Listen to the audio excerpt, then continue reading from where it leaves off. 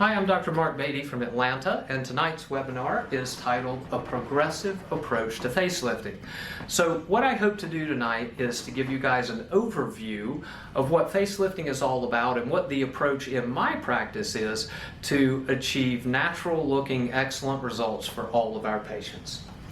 So facelifting has become kind of confusing for patients in the marketplace because tons of terms are thrown around out there, and who knows how to evaluate them as a layperson. What's a SMAS lift? What is a mini lift? What is a full facelift? Well, to a certain extent, it doesn't really matter. What the important thing is what is the right facelift for you? What is it that you need to achieve more youthful contours to your face in a natural looking manner? So what we're going to think about tonight is what we have as surgeons control over in doing a facelift, and then how that is properly applied to you, the patient. So what are the variables that we have control over really in the course of a facelift? Well, we can decide where our incision is going to be and how long it's going to be. We can decide what we're going to do with the supportive tissue of the face and how we're going to reposition it to make your face look younger. We can decide whether or not we need to go into deeper planes of the face to get the result you need. We need to decide how we're going to handle the neck. Is it something that doesn't need much treatment at all, or does it need some extensive treatment? And finally, we need to decide whether there's a volume issue that needs to be dealt with too. Do you have too much volume, some of which needs to be removed, or do you have not enough volume and therefore need volume added? So that's really what we can control. And where we start with all of this is a good conversation with the patient. That is the important starting point to almost any aesthetic physician-patient relationship. So we need to understand what your goals are, what your tolerance for downtime is, and through that conversation determine what the parameters for how we're going to treat you in the best possible manner might be. And then we're going to do an evaluation. And there are certain things that I can assess preoperatively, like how much laxity do you have with your skin? How much contour change has there been in the face? What are volume issues, as we mentioned before, that we may need to add or take away from? And what's the quality of the skin? But there are limits to what we can assess preoperatively. There are certain things that I simply won't know until we're in the operating room, have things opened up, and I can directly assess that supportive tissue of the face. And so we're going to show you how that works for us as part of this talk. So to start with, these are the sets of incisions that we mark before the progressive limited incision facelift technique starts. The idea is to initially make a short incision, the main purpose of which is to do our evaluation and decide what our final maneuvers need to be, and then that incision can be extended as necessary to gain the access that we need and to redrape the skin as needed. And this is an example of what that initial elevation looks like. As you can see, the incision is fairly short.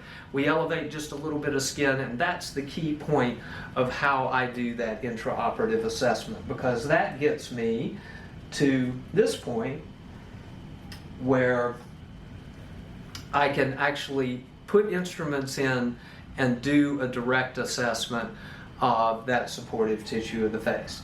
So you can see that by manipulating this tissue and moving it, we can actually get a sense of what precise maneuvers we need to make to restore the contours of your face where we want them to be.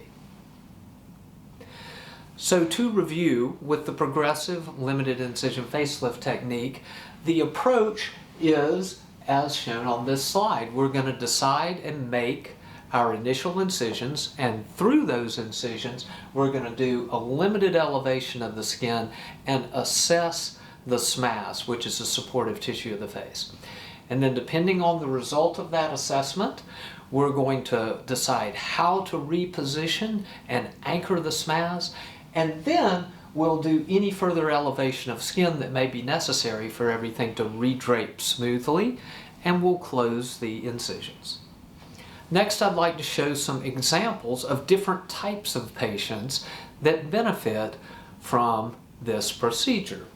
So one of the big advantages of the progressive technique is that patients all along the spectrum of facial aging changes, from relatively young patients with minimal changes but who need tightening along the neck and jawline, we can achieve very natural looking results with these folks.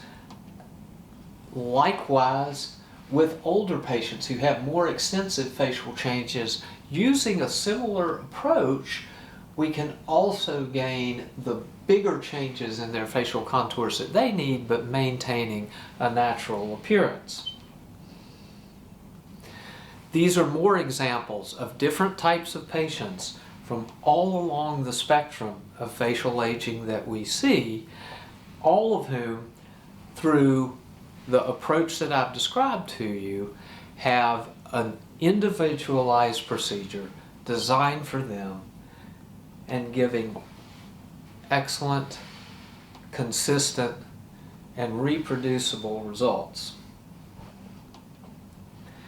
Patients with heavy necks can benefit too from this approach. Many times the excess tissue in the neck and the heavy fatty excess can be a difficult problem with some standard facelift techniques. But this allows us to elevate and reposition those heavy tissues but without creating an unnatural appearance. A similar type issue is with men, and we can, again, using this approach, nicely redefine necklines and jawlines but without getting a pulled or unnatural approach. And these are several more examples of patients of different types who have benefited from the progressive limited incision technique. The fundamental concept that we've talked about tonight is that the best facelift is one that is completely individualized to you, and that the same facelift doesn't necessarily work for everyone. Furthermore, using the concepts that I've talked about, we can, with each individual patient, use a stepwise, reproducible, and reliable approach to assure that you get natural appearing results with the minimal amount of healing time and incision necessary.